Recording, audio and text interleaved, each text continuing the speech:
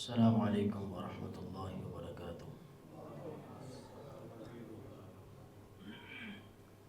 ان الحمد للہ نحمده ونستعینه ونستغفره ونعوذ باللہ من شرور انفسنا ومن سیئات اعمالنا، من يهده الله فلا مضل له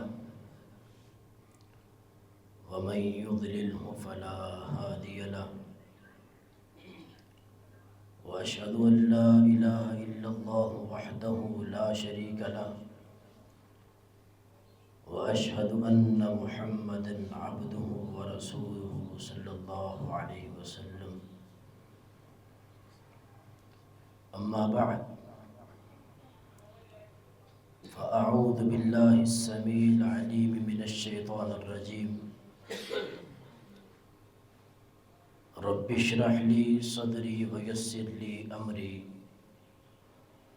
واحلل عقدة من لساني يفقهوا قولي. قال الله تبارك وتعالى: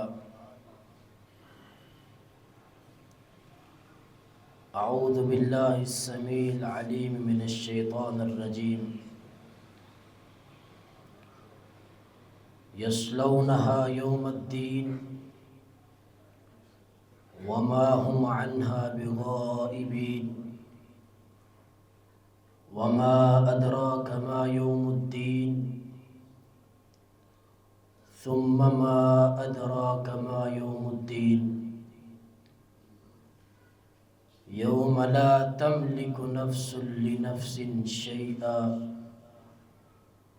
والأمر يومئذ لله. احباب دی وقار، سامعین و سامعات، اللہ رب العزت کا ہم سب پر احسان ہے کہ اس نے ہمیں اشرف المخلوقات میں سے پیدا کیا۔ اگر وہ چاہتا تو ہمیں کسی گندی نالی کا کیڑا بھی بنا سکتا تھا، مگر یہ اس اللہ کی مہربانی ہے۔ اللہ نے ہم پر جو دوسرا احسان کیا وہ یہ کہ ہمیں امت محمدیہ سے پیدا کیا۔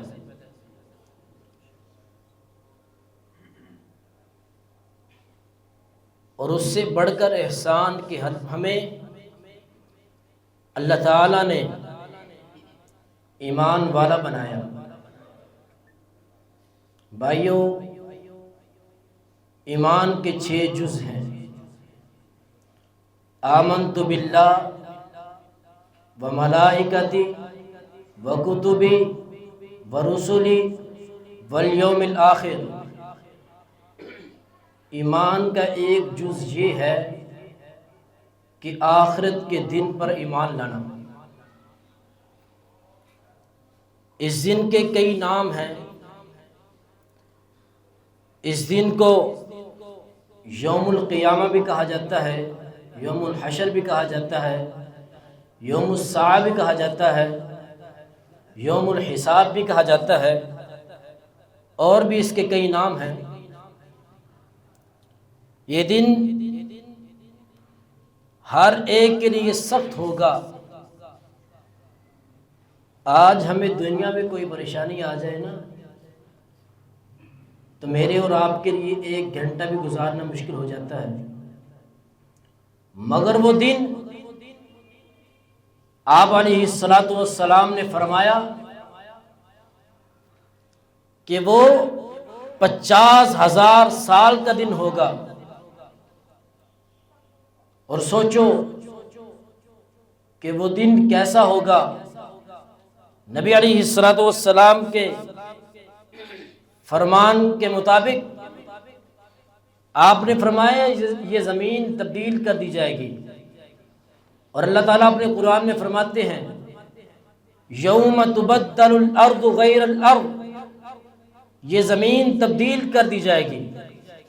اور نبی صلی اللہ علیہ وسلم کا فرمان، آپ نے کہا یحشر الناس یوم القیامت علی ارض بیضاء، اس زمین کو سفید بنا دیا جائے گا اور پلیم ہوگی، اس زمین پر کسی چیز کا کوئی نام و نشان نہیں ہوگا، نہ کوئی اس پر مکان ہوگا، نہ اس پر کوئی پہاڑ ہوں گے، اور نہ ہی اس پر کوئی درخت ہوں گے، کسی چیز کا کوئی بھی اس پر سایہ نہیں ہوگا۔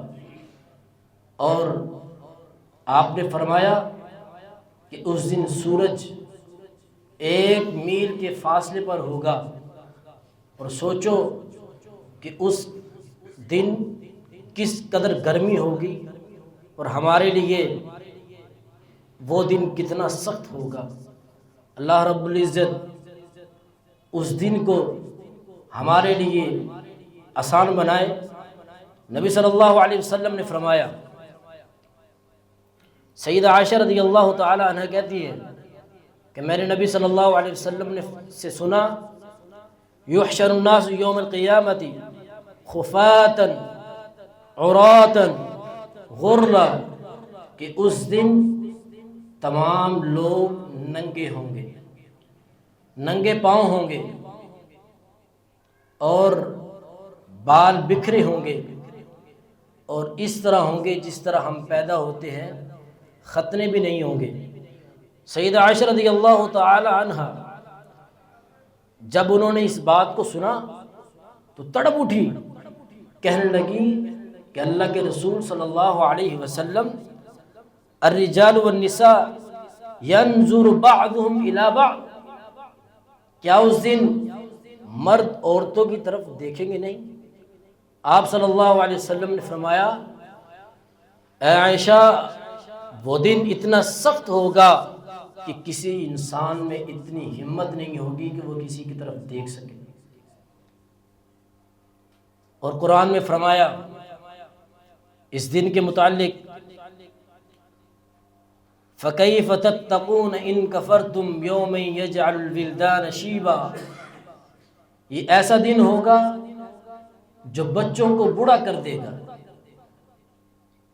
اور اس کی ہولناکیاں اللہ تعالیٰ اپنے قرآن میں فرماتے ہیں، وَتَرَى النَّاسَ سُكَارَى وَمَا هُمْ بِسُكَارَى، اس دن لوگ مدہوش ہوں گے جس طرح کسی نے نشہ کیا ہو، حالانکہ انہوں نے نشہ نہیں کیا ہوگا، مگر دن اتنا سخت ہوگا، دردناک ہوگا کہ لوگ اس طرح لگے گے جس طرح انہوں نے نشہ کیا ہوا ہے۔ اور قرآن میں اللہ تعالیٰ فرماتے ہیں، یوم یفر المرء من اخیہ وامہ وابیہ وصاحبتہ وبنیہ، کہ اس دن انسان بھائی بھائی سے بھاگے گا، اپنے ماں باپ سے بھاگے گا، دوست احباب سے بھاگے گا، اپنی بیوی سے بھاگے گا۔ ہر کسی کو اپنی اپنی پڑی ہوگی کہ آج کیا بننے والا ہے، کیا ہو جائے گا۔ نبی صلی اللہ علیہ وسلم نے فرمایا، فَيَكُونُ النَّاسُ عَلَىٰ قَدْرِ أَعْمَالِهِمْ فِي الْعِرْقِ، اس دن ہر شخص اپنے اپنے گناہوں کے مطابق پسینے میں ڈوبا ہوگا۔ کسی انسان کو اس کے ٹخنوں کے برابر پسینہ ہوگا، اور کسی کو پسینہ اس کے گھٹنوں تک ہوگا، کسی کو کمر تک ہوگا، اور کچھ لوگوں کو ان کے کندھوں تک ہوگا۔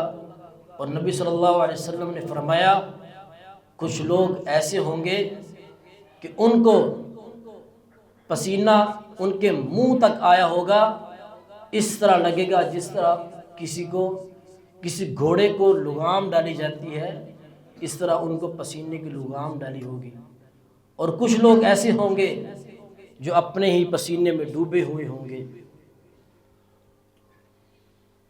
اس دن نبی صلی اللہ علیہ وسلم نے فرمایا، کسی قسم کا کوئی سایہ نہیں ہوگا سوائے ایک سائے کے، اللہ رب العزت ہمیں ان لوگوں میں شامل فرمائے کہ جن کو اللہ تعالیٰ اس سائے میں پناہ دیں گے۔ نبی صلی اللہ علیہ وسلم نے فرمایا سبعۃ یظلھم اللہ فی ظلہ یوم لا ظل الا ظلہ، 7 قسم کے لوگ ایسے ہوں گے جن کو اللہ رب العزت اپنے عرش کا سایہ دیں گے اس دن کہ جس دن کسی قسم کا کوئی سایہ نہیں ہوگا۔ وہ 7 قسم کے لوگ کون ہیں؟ آئیے آج کے خطبہ جمعہ میں انشاءاللہ میں مختصر وقت میں ان کو بیان کرنے کی کوشش کروں گا۔ سب سے پہلا انسان جو نبی صلی اللہ علیہ وسلم نے فرمایا الامام العادل، عدل کرنے والا حکمران، ایسا حکمران جو اپنی رعایا میں عدل کرتا ہے، انصاف کرتا ہے،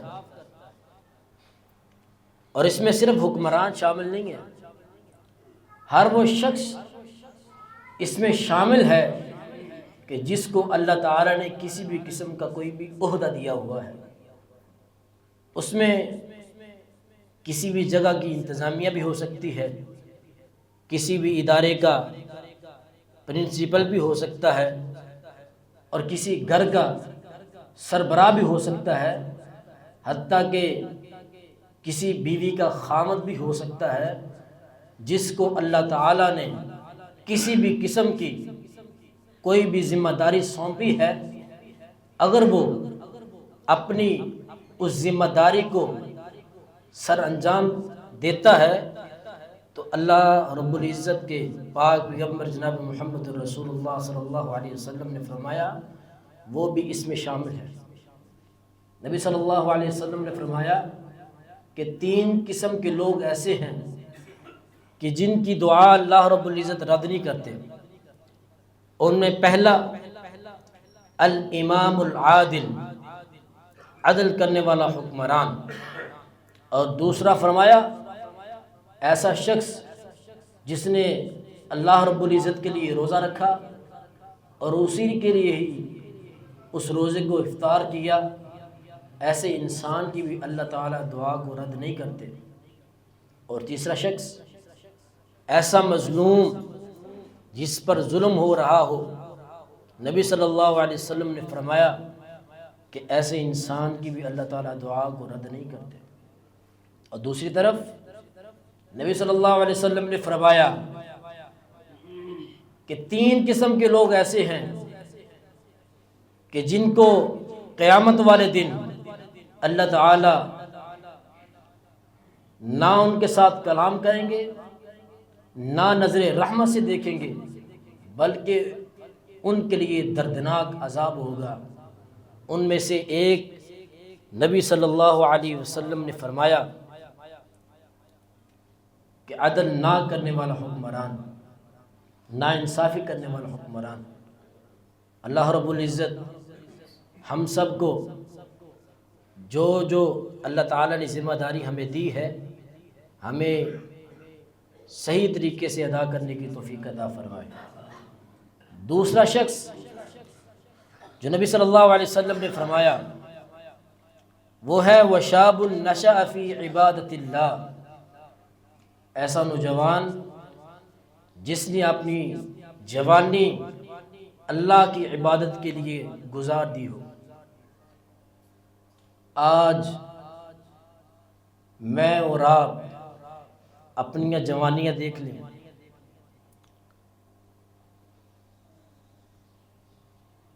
اور یاد رکھیے اللہ تعالیٰ نے قیامت والے دن عمر کا سوال کرنا ہے۔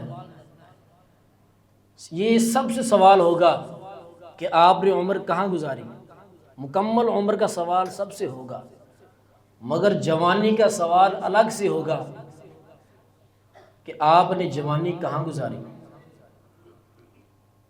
کسی کہنے والے نے کیا خوب کہا ہے کر لو سجدے جتنے کرنے ہیں اپنی جوانی میں،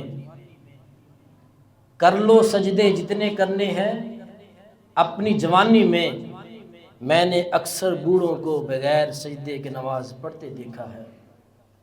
بھائیو، یہ جوانی ہے، اس میں جوش بھی ہوتا ہے اور اس میں خواہشات بھی ہوتی ہیں، اس لیے اللہ تعالیٰ نے اس کا خاص طور پر ذکر کیا کہ اس کو اللہ کی راہ میں استعمال کر لیں تاکہ ہم اس دردناک دن میں اللہ رب العزت کی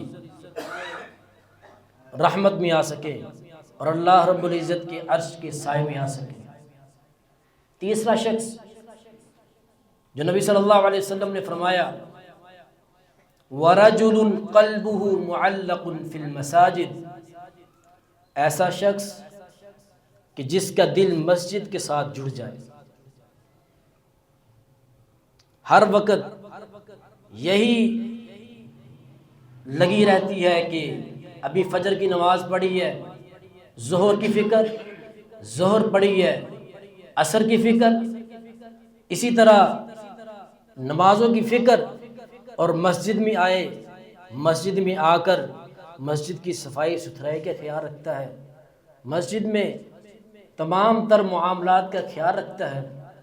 یہ ذمہ داری صرف خدام کی نہیں ہے کہ جی مسجد کی صفائی صرف خادم نے ہی کرنی ہے، ہم بھی مسجد کے خادم ہیں، ہمیں بھی چاہیے کہ ہم جب مسجد میں تشریف لائیں جو بھی ہم بیٹھے ہوئے ہیں، ہمارے سامنے کوئی تنکا پڑا ہوا ہے، کوئی چیز پڑی ہوئی ہے، ہم اس کو اٹھا کر اپنی پاکٹ میں ڈال لیں، باہر جا کے پھینک دیں۔ یہ ہماری بھی ذمہ داری بنتی ہے، ہمیں چاہیے کہ ہم اس ذمہ داری کو نبھائیں تاکہ اللہ تعالی ہمارا بھی شمار ان لوگوں میں کر دے۔ نبی صلی اللہ علیہ وسلم کی مسجد میں ایک عورت صفائی کیا کرتی تھی، ایک دن وہ فوت ہو گئی تو نبی صلی اللہ علیہ وسلم کو پتہ چلا تو آپ نے پوچھا کہ وہ عورت کئی دن سے نظر نہیں آ رہی، کہاں گئی ہے؟ صحابہ نے بتایا کہ اللہ کے رسول صلی اللہ علیہ وسلم وہ تو عورت وفات پا گئی، ہم نے اس کا جنازہ پڑھ کے اس کو دفن کر دیا۔ آپ نے کہا کہ مجھے اس کی قبر پہ لے چلو۔ آپ صلی اللہ علیہ وسلم اس کی قبر پہ گئے اور نماز جنازہ ادا کی، اس کے لیے دعائیں کی۔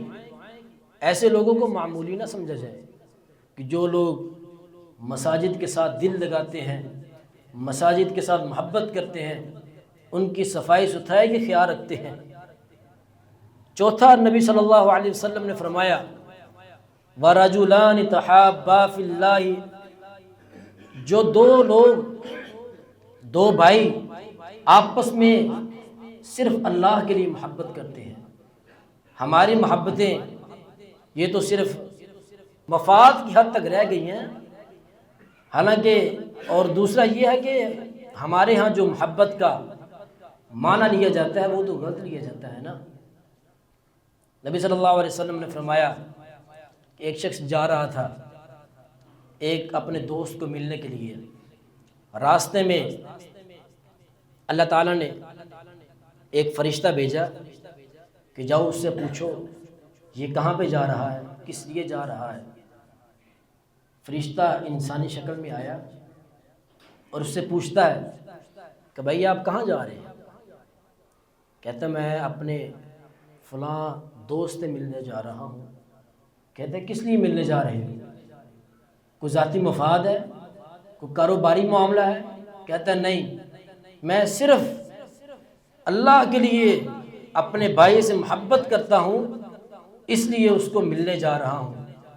کہتے ہیں کہ آپ خوش ہو جاؤ، اللہ رب العزت بھی آپ سے محبت کرتے ہیں۔ اللہ رب العزت ہمیں بھی ایسی محبت کرنے کی توفیق عطا فرمائے۔ اور یہ ایمان کا بھی حصہ ہے۔ نبی صلی اللہ علیہ وسلم نے فرمایا من احب للہ وابغض للہ واعطى للہ ومنع للہ فقد استكمل الایمان، جس شخص نے اللہ کے لیے محبت کی اسی کے لیے غصہ کیا، اسی کے لیے ہی کسی کو دیا اور اسی کے لیے ہی کسی سے لیا، اس نے اپنے ایمان کو مکمل کر لیا۔ اور پانچواں شخص جو نبی صلی اللہ علیہ وسلم نے فرمایا وہ ہے وَرَجُلٌ دَعَتْهُ امْرَأَةٌ ذَاتُ مَنْصَبٍ وَجَمَالٍ فَقَالَ إِنِّي أَخَافُ اللَّهِ۔ ایسا نوجوان جسے کوئی حسن و جمال والی خوبصورت عورت برائی کی دعوت دے اور وہ آگے سے یہ کہے کہ میں اللہ سے ڈرتا ہوں۔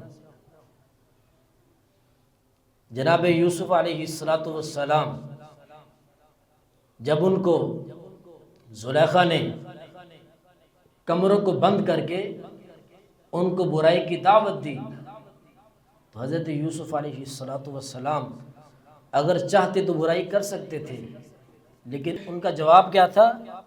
انی اخاف اللہ، میں اللہ سے ڈرتا ہوں۔ اللہ تعالی ہمارے بھی دلوں میں ایسا خوف پیدا فرمائے۔ چھٹا انسان جو نبی صلی اللہ علیہ وسلم نے فرمایا وَرَجُلٌ تَصَدَّقَ بِصَدَقَةٍ حَتَّى لَا تَعْلَمَ شِمَالُهُ مَا تُنْفِقُ يَمِينُهُ۔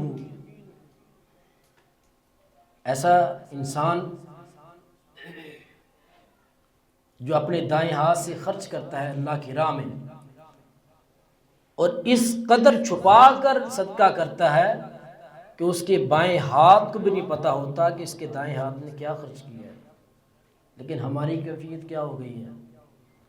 ہم جب تک اس کو صدقہ کر کے سوشل میڈیا پر نشر نہ کر دیں شاید ہمیں قبولیت کا یقین نہیں ہوتا۔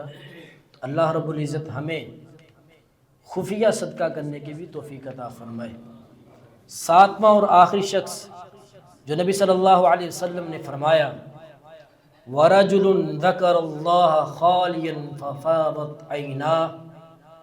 ایسا وہ انسان جو علیحدگی میں بیٹھ کر اپنے اللہ رب العزت کو یاد کرتا ہے، اس سے دعائیں کرتا ہے، التجائیں کرتا ہے، تو اس کی وجہ سے دعائیں مانگتے مانگتے اس کی آنکھوں سے آنسو بہہ پڑے، ایسے انسان کو بھی اللہ رب العزت اپنے عرش کی سائے میں جگہ دے گے۔